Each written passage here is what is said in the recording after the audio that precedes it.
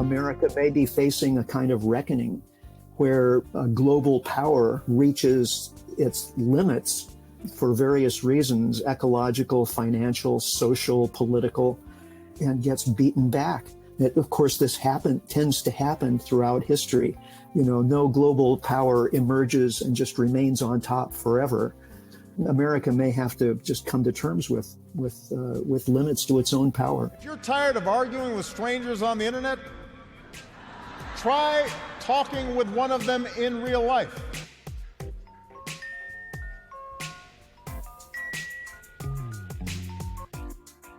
Welcome to Back in America, the podcast. I'm Stan Bertolo, the host of Back in America, a podcast questioning America's identity, culture, and values. Richard Heinberg is a senior fellow at the Post-Carbon Institute and is regarded as one of the world's top advocates for a shift away from our current dependence on fossil fuel.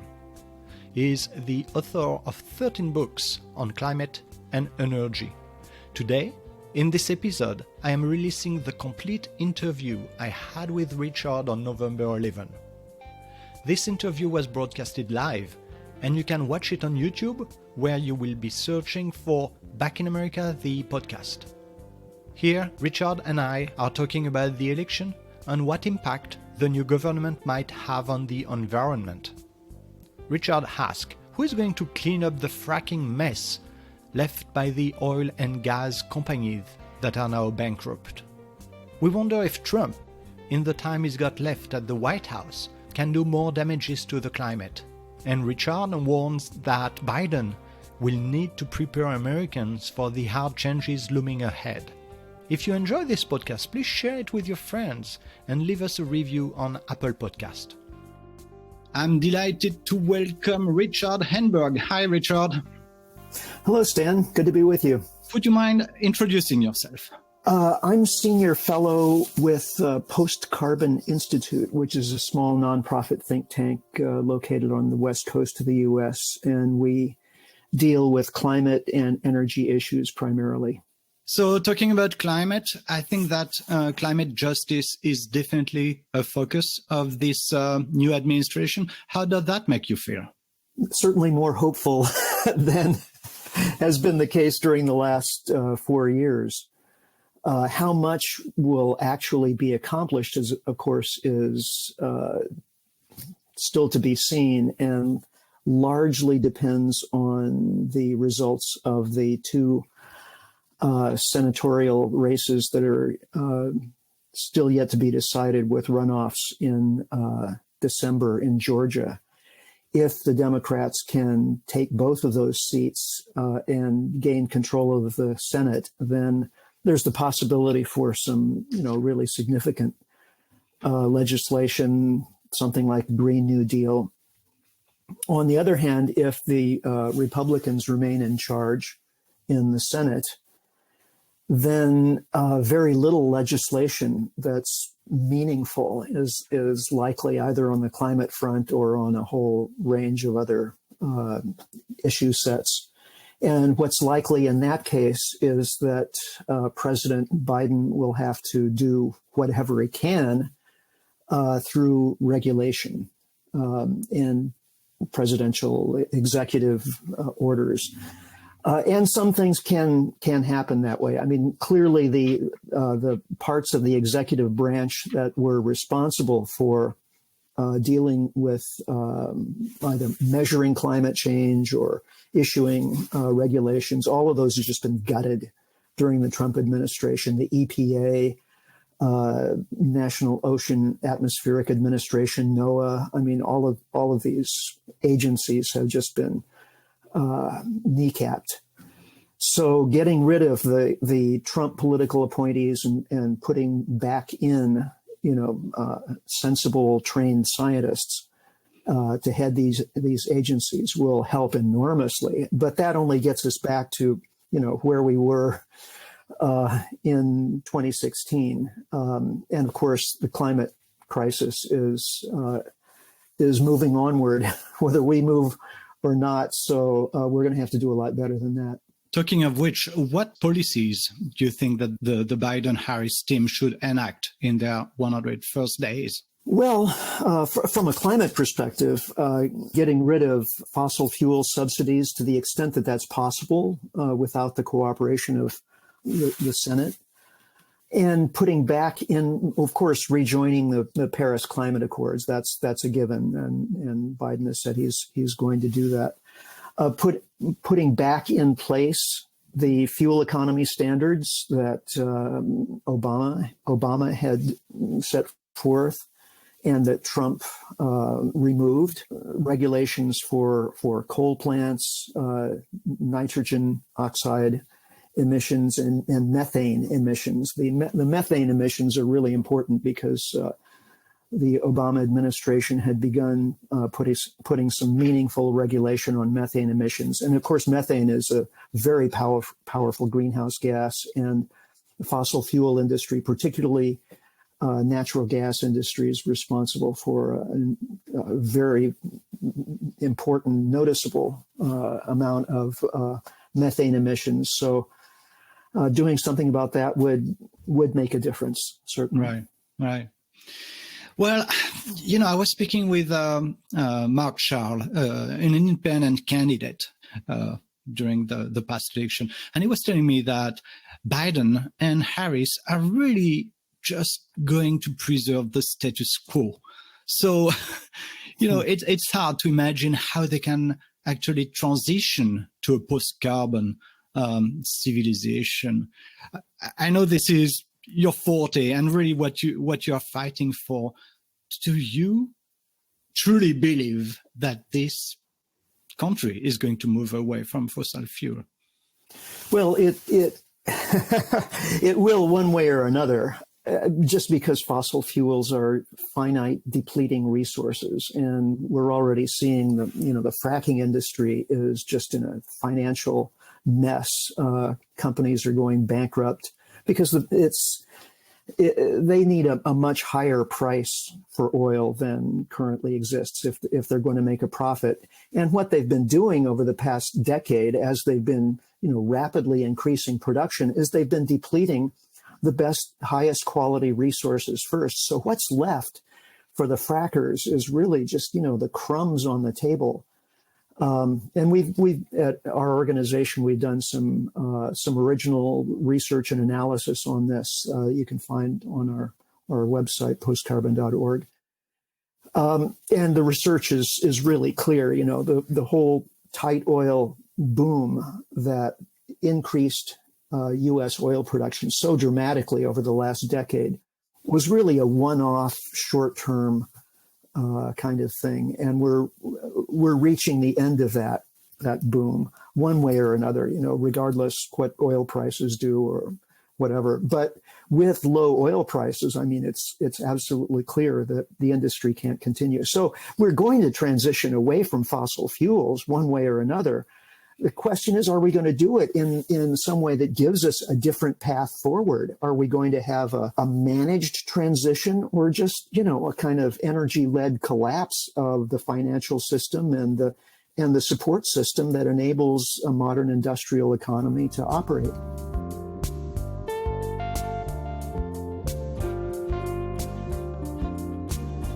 So going back to this election, do you have any hope that Biden and Harris are the right person at the right time to help us transition? The right people at the right time. It depends on what factors you're focusing on. I mean, in an ideal world, we would have sort of radical left populists like Bernie Sanders, who would be able to push through really imaginative, bold climate policies. But you have to take into account the moment we're in politically. The country is fractured and fragmented. A lot of people voted for Donald Trump and really believe that his policies were just fine, and that's a huge problem. So Biden and Harris believe, and I think there's a good argument to be made, that what we have to do first is just heal the country politically and get back to some kind of status quo where progress is even possible. You know, if we have a divided Congress, it's, you know, what can be accomplished with just proposals that can't get through. Some kind of realistic, pragmatic approach might be actually the best we can hope for at this moment. Now, is the best we can hope for enough? Mm-hmm. That's another question, and that's what we'll find out, and it may not be.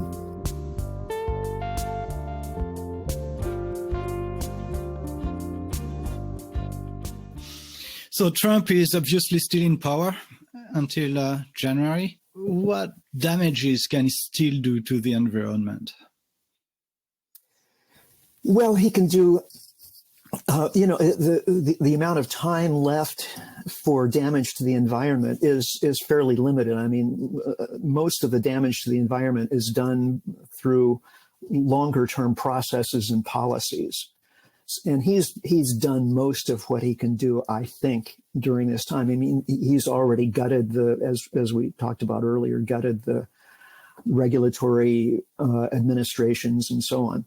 So there's not that much more he can do in that regard. But on his way out the door, he can do a great deal actually to continue to undermine the trust and cooperation that are necessary for a political system, a democracy, to function.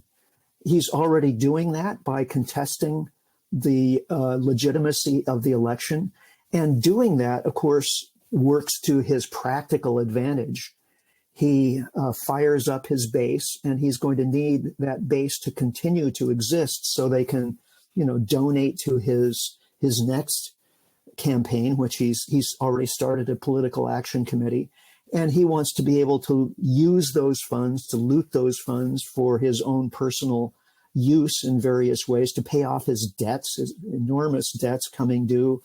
He's going to be, you know, trying to stay out of prison and out of court as much as possible for the next couple of years. He has a lot of problems to deal with. And if he has, you know, millions of Americans who believe that he's the rightful president of the United States, and by golly, he deserves, you know, his place in the sun again. Well, that serves a practical advantage for him. But what it does to the country, of course, is just horrific. It calls into question the legitimacy of the government, and you know, it's very difficult for a country to operate, for a government to operate if its legitimacy is contested by a very, very sizable portion of the population. And that's unfortunately where we're headed.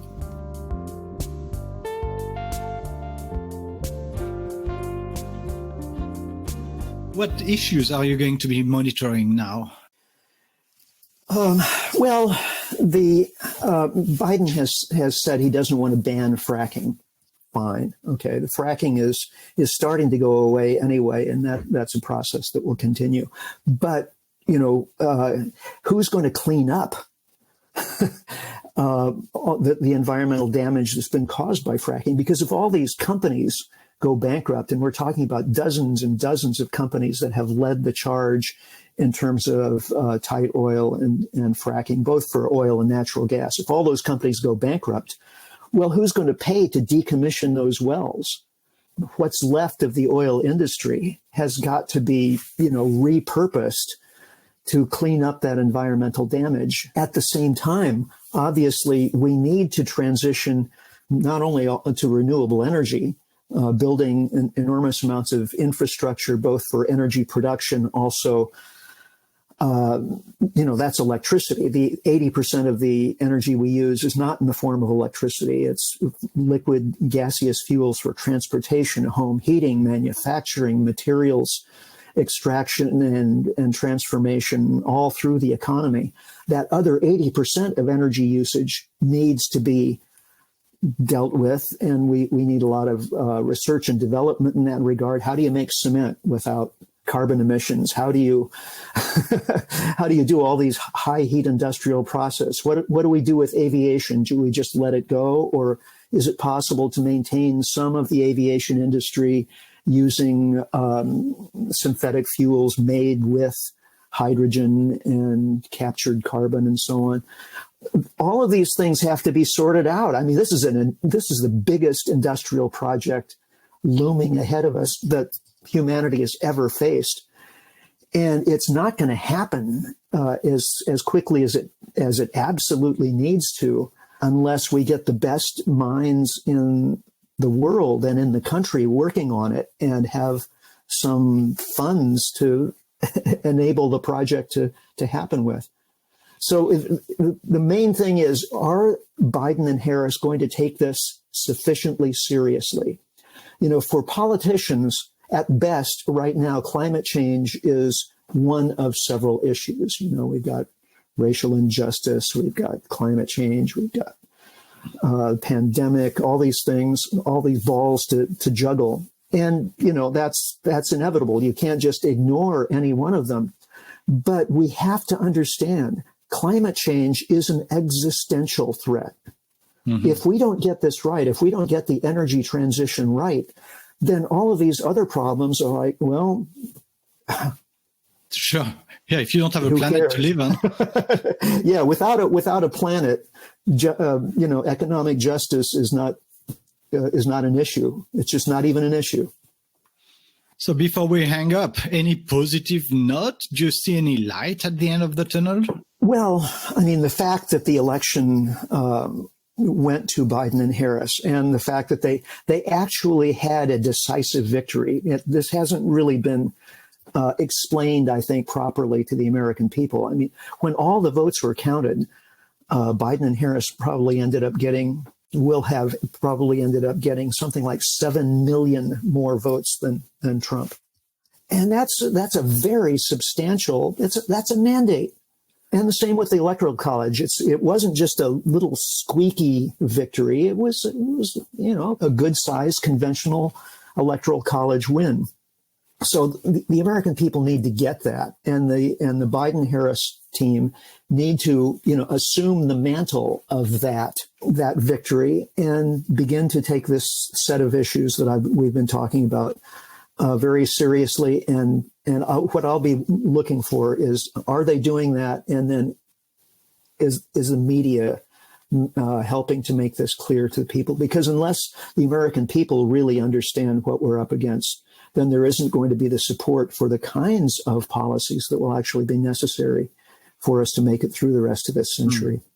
Well, Richard Heinberg, thank you so much for your time today. Well, thank you, Stan. It's always a pleasure speaking with you. Have a good day. You too. I would like to wish you all a happy holidays and to thank you for your incredible support in 2020. A big shout out to my top fans, Céline, Messi, John, Caroline, Nadja, Nicola, Mark, Aurelia, Ben, and Zoe. Our intern is Josh Wagner, and he's busy editing the episode from the BBC series Enslaved. I hope to be publishing it before the end of the month. Make sure you listen to it, as we are working on a new non-linear format, mixing the interviews with incredible soundtrack. Bye for now, and have a great day.